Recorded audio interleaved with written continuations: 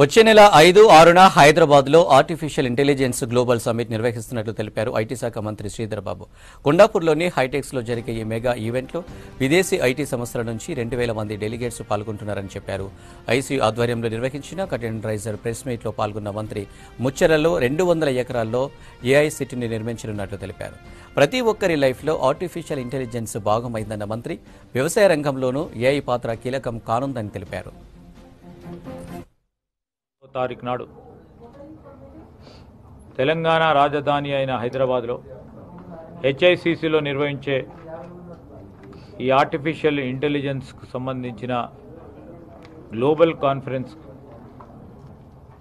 దాదాపు 2,000 మంది అంతర్జాతీయ స్థాయిలో జాతీయ స్థాయిలో ఉన్న అనేక మంది ప్రముఖులు పాల్గొంటూ ఉన్నారు. రాష్ట్ర ప్రభుత్వం ముఖ్య ఉద్దేశం ముఖ్యమంత్రి రేవంత్ రెడ్డి గారి